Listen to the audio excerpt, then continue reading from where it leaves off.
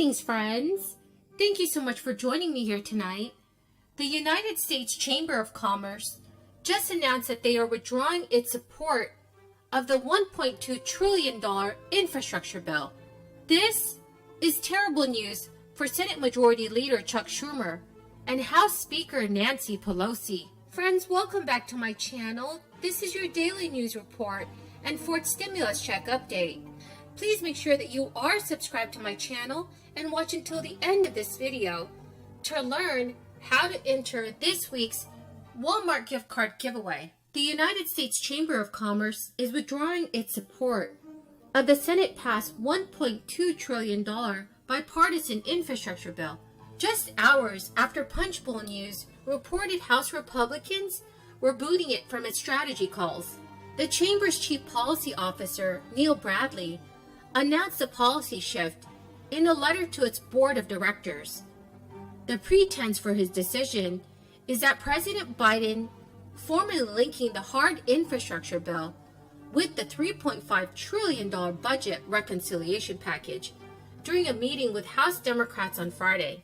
The two bills, which are seen as the top priorities in fulfilling President Biden's agenda, have long been linked. House Speaker Nancy Pelosi has described them as companion bills. This is the prime reason House Republican leaders have been whipping against the bipartisan bill, despite multiple GOP senators having voted for it in the Senate, including Senate Minority Leader Mitch McConnell. The story about the decision to cut the chamber from its strategy calls was largely seen as a formal rejection of the pro-business organization. Many Republicans have also criticized the chamber for endorsing some Democrats in recent years. So friends, what are your thoughts on the chamber's decision to withdraw its support for the new infrastructure bill? Please leave your thoughts in the comment section below. As a matter of fact, a significant portion of this plan cuts taxes for working people. And best of all, the cost of these bills in terms of adding to the deficit is zero. Zero. Zero. And I made a commitment when I wrote these when I was running. No one making under $400,000 a year will see a penny in their taxes go up. That's why in the infrastructure bill, there is no gas tax increase, because people making under $400,000 would have to pay more. It's simple. You're working here at this facility, or your spouse is a teacher or a firefighter. There's no reason why, combined, why millionaires and billionaires in this country should be paying at a lower tax rate than you do. Hear me again now. A lower tax rate. Police officer or teacher, a union crane operator, and a nurse, they pay at a higher tax rate. A higher tax rate. A significant portion of the major corporations in America and the super wealthy. Look, it isn't right. It isn't right that 55 of the largest corporations in America in this country, and I come from the corporate capital of the world, more corporations are incorporated in the state of Delaware than every other state combined. But you know how much those 55 companies, I could go on more than that, they made over $40 billion and they paid zero in federal income tax.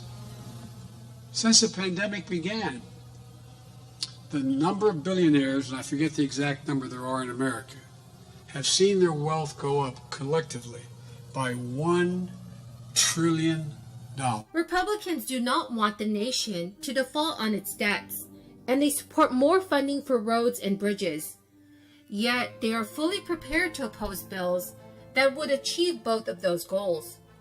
Republicans in the House are growing more entrenched in their opposition to a bipartisan infrastructure package that was crafted by members of the Senate GOP, warning its passage would pave the way for Democrats' massive economic and social spending bill. If the nation's borrowing limit is not raised by then, Treasury Secretary Janet Yellen has warned the nation will default on its debts for the first time ever, which is a scenario that would roil the markets, spike interest rates, and create job losses. Republicans want to force Democrats to address the debt limit using reconciliation, which is a special budgetary tool that would only require a simple majority to clear the Senate.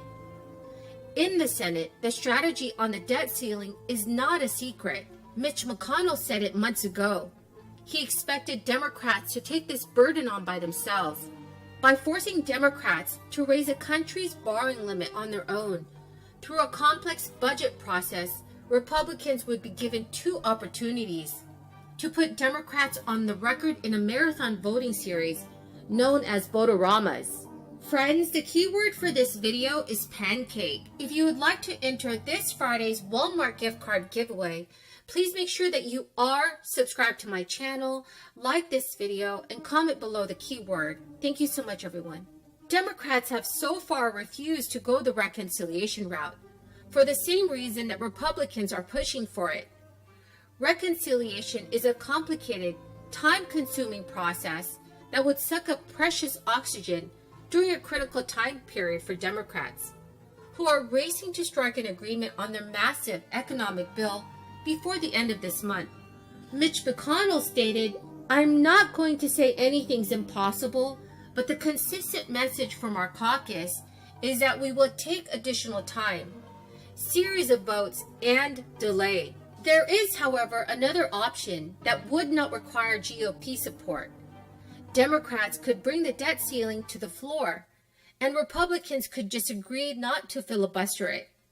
But that would take unanimous cooperation, and some Republicans have already ruled that out, which is another sign they are using the debt limit as a cudgel to derail the Democratic agenda. Chuck Schumer teed up a vote on a bill to suspend the debt ceiling that is certain to fail amid GOP opposition, but Democrats have not yet outlined a Plan B.